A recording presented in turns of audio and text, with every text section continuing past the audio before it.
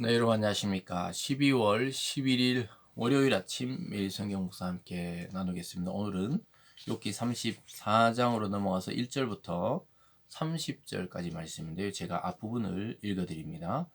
엘리후가 말하여 이르되 지혜 있는 자들아 내 말을 들으며 지식 있는 자들아 내게 귀를 기울이라. 입이 음식물의 맛을 분별한 같이 귀가 말을 분별하나니 우리가 정의를 가려내고 무엇이 선한가 우리끼리 알아보자. 아멘. 오늘 본문의 내용을 중심으로 가혹한 비판이라는 제목으로 말씀을 증거하겠습니다. 32장부터 이제 엘리후의 이 젊은 친구 엘리후의 그러한 비판이 시작되는데, 오늘 보면은 아주 가혹하게 욥을 비난하는 엘리후의 모습이 보여집니다. 특별히 엘리후는 자기 자신이 젊다고 계속 참고 있었다고 이야기했죠. 그래서 연장자들이 계속 대화하는 내용을 듣고 있다가, 그래서 우리는 앞에 세 친구만 있는 줄 알았는데 아마 네 친구가 있었던 것 같아요. 이 친구는 조용히 침묵하고 있었는데, 정말 끝까지 침묵했다면 참 아름답게 나왔겠지만은 결국은 자기가 말하고 싶은 대로 터져 나오는 대로 사실은 자기 감정을 숨기지 않고 유업을 정죄하고 비난한 사람이었습니다. 이 젊은이들의 이 분노가 절제 안 될 때 아무 말이나 막 쏟아내는 것처럼 엘리후가 바로 지금 그러한 지경에 이르게 됩니다. 그래서 욥을 비난하고 욥은 거짓말장이라 하고, 또 하나님의 일은 항상 공평하고 하나님의 통치는 항상 공의롭다고 이야기하면서 아주 강하게 욥을 비판하는데, 결국은 이 사람도 핵심이 뭡니까? 앞에 나이 많은 욥의 친구들이 했던 것과 똑같이 보응의 원리를 벗어나지 않고 있어요. 결국 네가 무엇인가 하나님 앞에 큰 죄악이 있기 때문에 이렇게 크게 망하고 크게 병들었다고 비난하고 있습니다. 여러분, 이 태도가 얼마나 위험한지 우리는 늘 인식해야 됩니다. 특별히 믿음의 성도들이 주의해야 될 것이 이것입니다. 엘리후는 하나님의 일과 하나님의 통치를 예를 들면서 욥의 상황을 비난하고 있기 때문에 우리가 신앙적인 언어가 이 폭력적으로 상대방에게 들릴 수 있다는 사실을 꼭 기억해야 되는 것입니다. 우리가 하나님의 이야기를 하고 말씀을 이야기하고 또 성경을 이야기해도 그것이 상대의 상황과 처지와 또 깊이 있게 그에 대해서 우리가 알지 못하면서 하는 말들은 이 폭력적인 종교적인 용어일 뿐이라는 사실을 깨달아야 합니다.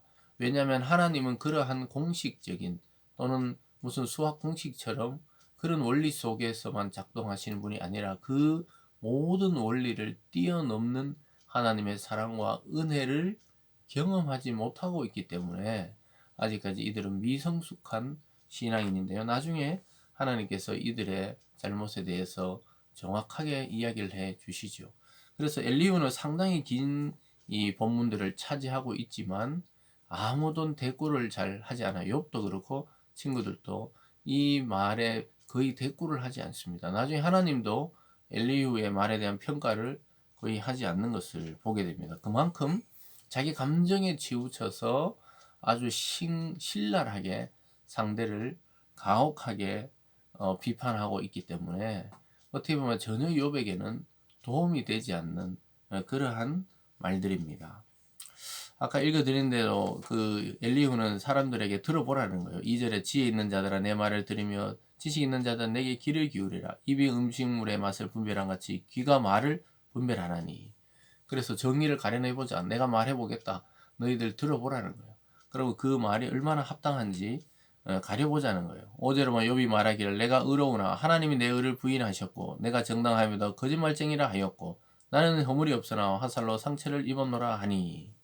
욥이 고통스러워서 하나님 앞에 토해냈던 말들과 그런 기도들을 이 꼬투리를 잡는 것이죠.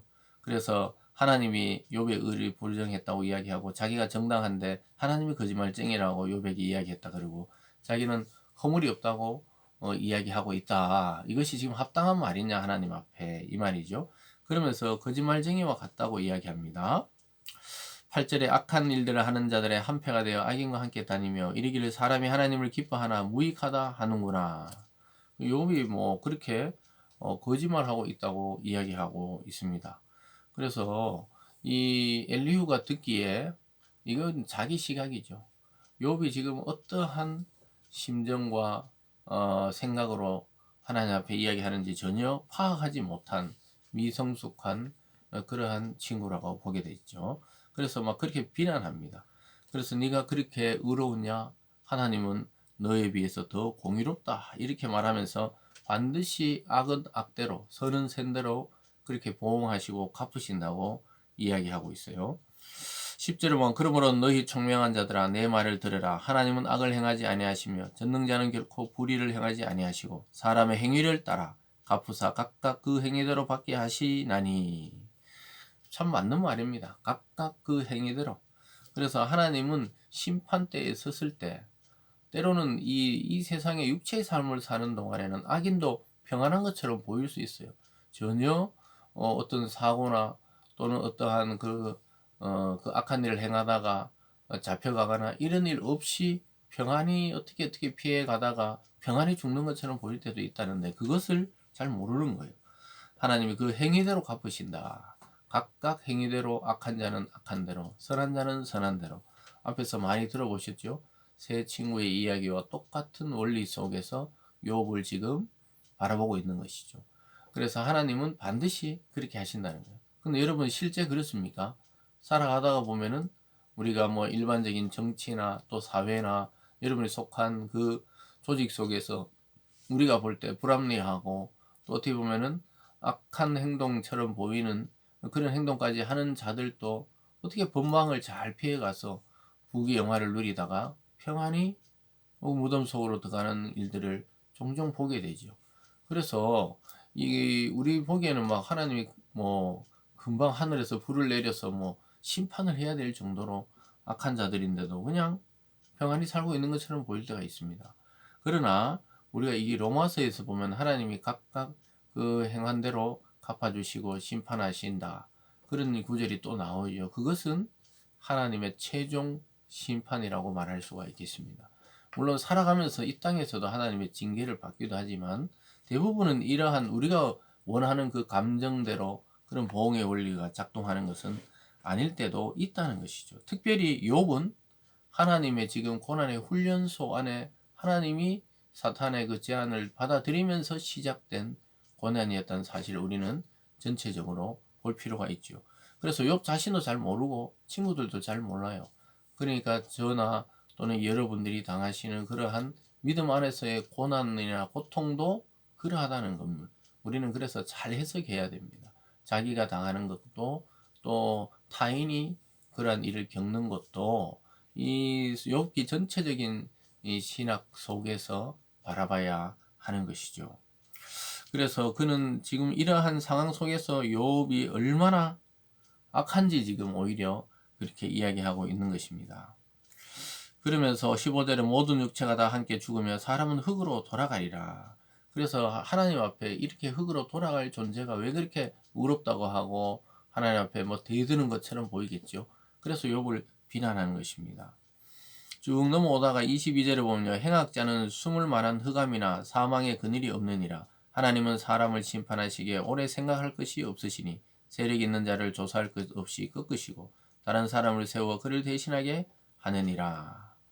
그래서 행악자는 숨을 만한 흑암이나 사망의 그늘이 없다는 거예요. 숨을 데가 없다고 이야기합니다. 그 말은 하나님 앞에서 맞는 말이죠. 하나님의 통치와 주권을 맞아요. 그런데 지금 이걸 욥에게 적용하고 있는 거죠. 네가 행악자라고 아예 단정하고 지금 계속 이야기하고 있는 것입니다. 28절에도 뭐 그들이 이와 같이 하여 가난한 자의 부르짖음이 그에게 상달하게 하며 빈궁한 사람의 부르짖음이 그에게 들리게 하느니라. 주께서 침묵하신다고 누가 그를 정죄하며 그가 얼굴을 가리신다 하면 누가 그를 배울 수 있으라. 그는 민족에게나 인류에게 동일하시나 이는 경건하지 못한 자가 권세를 잡아 백성을 올가매지 못하게 하려 하심이라.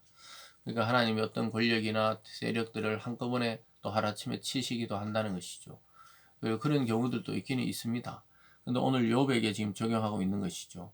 그래서 네가 무슨 죄악을 분명히 졌기 때문에 하나님이 이렇게 치셨다는 겁니다. 그런데 그 하나님의 그 권세를 누가 막을 수 있냐는 거예요. 그래서 이 전체적인 내용을 통해 계속해서 우리가 앞에서도 살펴보고 또 33장에서도 살펴봤지만 이 엘리후의 시선은 아주 신선한 것처럼 보이지만 사실은 잘 포장된 그 보응의 신학, 보응의 원리 안에서 유업을 계속 정죄하고 비난하고 빠른 해결을 촉구하고 있는 것인데, 이것이 전혀 하나님의 입장을 자기가 대변하고 있다 하지만 하나님의 마음과 뜻과는 멀어진 상태입니다. 그래서 오늘 말씀을 통해 우리는 타인의 고통을 너무 성급하게 판단한다거나 타인의 고통을 함부로 우리가 자의적으로 해석하는 걸 굉장히 주의해야 되고, 오히려 주님의 마음을 품었다면 묵묵히 고통받는 자의 그 옆을 말없이 지켜주는 것이 참된 성숙한 성도라고 말씀하고 있습니다. 우리도 그러한 위로자들이 다 되기를 바랍니다. 기도하겠습니다. 사랑의 하나님 아버지, 우리가 때로는 우리가 아는 것으로 타인을 정죄하고 또 판단하고 비난할 때가 너무나 많다는 사실을 오늘 미성숙한 성도 엘리후를 통해 깨닫게 됩니다. 아버지 하나님, 우리 마음속에 주님의 마음이 들어오기를 원합니다. 그와 같이 정말 참된 위로자, 참된 격려자, 참된 동행자가 되어지는 그러한 우리들 다 되게 하여 주시옵소서. 감사드리며 예수님 이름으로 기도드리옵나이다. 아멘.